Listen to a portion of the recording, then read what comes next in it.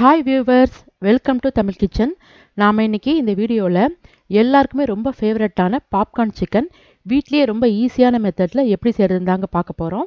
இந்த மெத்தடில் நீங்கள் செய்யும்போது நம்ம கேஎஃப்சியில் சாப்பிட்ற மாதிரி ஒரிஜினல் டேஸ்ட் கண்டிப்பாக கிடைக்குங்க. ஸோ வீடியோ மிஸ் பண்ணாமல் பாருங்கள். வீடியோக்குள்ளே போகிறதுக்கு முன்னாடி மறக்காமல் எங்கள் சேனலை சப்ஸ்கிரைப் பண்ணிவிடுங்க. சப்ஸ்கிரைப் பண்ணிவிட்டு பக்கத்தில் இருக்கிற பெல் ஐக்கானை கிளிக் பண்ணிவிடுங்க. அப்போ தான் நான் போகிற வீடியோஸ் உடனுக்குடனே உங்களுக்கு நோட்டிஃபிகேஷன் ஆகும். இப்போ அது மேரினேட் பண்ணுறதுக்கு என்னென்ன பொருட்கள் வேணும்னு பார்க்கலாம். 300 கிராம் சிக்கன் எடுத்துருக்குங்க. சிக்கன் வந்து எலும்பில்லாத பீஸாக போன்லெஸ்ஸாக வாங்கிக்கோங்க. கடையில் வாங்கும் போதே குட்டி குட்டியாக கட் பண்ணி வாங்கிக்கோங்க.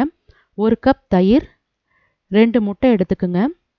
3 பல்லு பூண்டு, சின்ன துண்டு இஞ்சி, 1/2 பெரிய வெங்காயம் எடுத்துக்கோங்க. 1 டீஸ்பூன் மிளகாய்த்தூள், 1/2 டீஸ்பூன் மிளகுத்தூள், தேவையான அளவு உப்பு எடுத்துக்கோங்க. நம்ம எடுத்து வச்சுருக்கிற இஞ்சி, பூண்டு, வெங்காயம் இதெல்லாம் குட்டி குட்டியாக கட் பண்ணியிருக்கேன். இது மிக்சி ஜாரில் போட்டு கொஞ்சமாக தண்ணி ஊற்றி இதை நைஸாக அரைச்சி எடுத்துகிட்டு வந்துடுங்க. பாருங்கள், நைஸாக அரைச்சி எடுத்துகிட்டு வந்துட்டேன். இப்போது இதோட ஜூஸ் மட்டும்தாங்க நமக்கு தேவை. அதனால் இதை நல்லா வடிகட்டிக்கலாம். இந்த மாதிரி நல்லா வடிகட்டி அதோட ஜூஸ் எடுத்து வச்சுக்கோங்க. இப்போது சிக்கனை மேரினேட் பண்ணிக்கலாங்க. அதுக்காக ஒரு பவுலில் எடுத்து வச்சுருக்கிற தயிரை ஊற்றிக்குங்க. அது கூடவே 2 முட்டையை உடச்சி ஊற்றிக்கலாம். அது கூடவே நம்ம ரெடி பண்ணி வச்சுருக்கிற இஞ்சி, பூண்டு, வெங்காயம் அந்த ஜூஸை ஊற்றிக்கலாம். அது கூடவே மிளகாய்த்தூள், மிளகுத்தூள், தேவையான அளவு உப்பு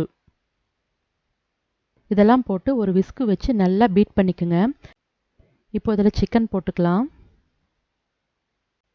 எல்லா சிக்கன் பீசஸும் போட்டு நம்ம கையை வச்சு நல்லா கலக்கி விட்டுருங்க. பாருங்கள், சிக்கனை வந்து நல்லா மேரினேட் பண்ணிட்டோம். இப்போ இதை வந்து நம்ம ஒரு 2 மணி நேரம் ஊற வைக்க போகிறோம்.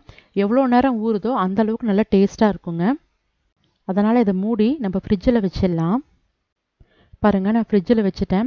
இது ஒரு 2 மணி நேரம் நல்லா ஊறட்டுங்க. இப்போது சிக்கனை கோட் பண்ணுறதுக்கு என்னென்ன பொருட்கள் வேணும்னு பார்க்கலாம் வாங்க. நான் வந்து இந்த கப்பில் 1 கப் மைதா மாவு எடுத்திருக்கேன். அதே கப்பில் 1/2 கப் கார்ன்ஃப்ளவர் மாவு எடுத்திருக்கேன்.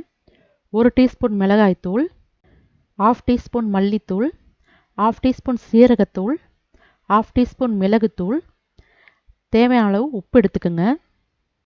இப்போ இந்த பவுடர் எல்லாம் ஒரு தட்டில் போட்டு மிக்ஸ் பண்ணிக்கலாம். பாருங்கள், மைதா மாவு எடுத்திருக்கேன். அது கூடவே கார்ன்ஃப்ளவர் மாவு, மிளகாய்த்தூள், மல்லித்தூள், சீரகத்தூள், மிளகுத்தூள், உப்பு இது எல்லாத்தையும் நல்லா மிக்ஸ் பண்ணிக்கோங்க. நம்ம மேரினேட் பண்ணி ஃப்ரிட்ஜில் வச்சுருந்த சிக்கன் ஒரு 2 மணி நேரம் நல்லா ஊறிடுச்சுங்க. இது ஒரு ஸ்பூன் எடுத்து நல்லா மிக்ஸ் பண்ணிக்கோங்க. இப்போ இந்த சிக்கனை நம்ம இந்த மாவில் கோட் பண்ண போகிறோம். இந்த மாதிரி ஒவ்வொரு பீஸாக எடுத்து இந்த மாவில் போட்டு நல்லா புரட்டிக்குங்க.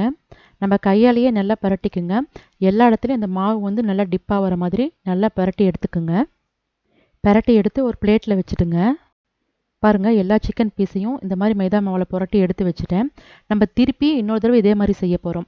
அதாவது திருப்பி நம்ம அந்த மேரினேஷன்லேருந்து எடுத்து அந்த மாவில் புரட்டி எடுத்து வைக்க போகிறோம். அது எப்படி செய்யலான்னு பார்க்கலாம் வாங்க. பாருங்கள், நம்ம புரட்டி எடுத்து வச்ச பீஸை திருப்பி அந்த மேரினேஷனில் போட்டு திருப்பி அந்த மைதா மாவில் போட்டு நல்லா டிப் பண்ணி எடுத்து வச்சுக்கோங்க. இந்த மாதிரி நம்ம 2 டைம் பண்ணணும். அப்போ தான் வந்து நமக்கு வெளியில் நல்ல கிறிஸ்பியான பீஸாக கிடைக்கும். இப்போ பாருங்கள், நான் 2 டைம் வந்து இந்த சிக்கனை வந்து கோட் பண்ணி எடுத்து வச்சுட்டேன். இப்போ வாங்க இதை எண்ணெயில் பொரிச்சிடலாம். இப்போ அடுப்பில் எண்ணெய் வச்சுக்கோங்க. எண்ணெய் வந்து ரொம்ப ஹீட்டாகவும் இருக்கக்கூடாது, ரொம்ப ஹீட் கம்மியாகவும் இருக்கக்கூடாது, மீடியம் ஃப்ளேமில் இருக்கணும். அப்புறம் சிக்கன் வந்து ஒவ்வொரு பீஸாக எடுத்து போடுங்க. ரொம்ப கிட்ட கிட்ட போட்டிங்கன்னா ஒன்றோடு ஒன்று ஒட்டிக்கும். அதனால் தனித்தனியாக போடுங்க. இப்போது 1 சைடு வந்துருச்சுங்க. திருப்பி போட்டுக்கலாம். நான் வந்து ஒரு 2 நிமிஷம் ஒரு பக்கத்துக்கு ஒரு 2 நிமிஷம் வேக வச்சேன். அப்புறம் திருப்பி போட்டுக்கலாம். இது வந்து ரொம்ப வந்து விட்டிங்கன்னா கருத்து போயிடும். அதனால் ஒரு 2 நிமிஷத்தில் நீங்கள் கரெக்டாக திருப்பி போட்டுருங்க. அப்போ வந்து நமக்கு அந்த கரெக்டான கலர் கிடைக்கும். பாருங்கள், எல்லா பீஸையும் திருப்பி போட்டுட்டேன். ஆனால் அடுப்பு வந்து மீடியம் ஃப்ளேம்லேயே வச்சுடுங்க. ரொம்ப ஹையில் வச்சிங்கன்னா டக்குன்னு தீஞ்சு போயிடும். அடுப்பு மீடியம் ஃப்ளேம்லேயே வச்சுடுங்க. இப்போது 2 பக்கமும் நல்லா வெந்துடுச்சு. இப்போ இதை எடுத்துடலாம். இப்போ பாருங்கள், பாப்கார்ன் சிக்கன் ரெடி ஆகிடுச்சு.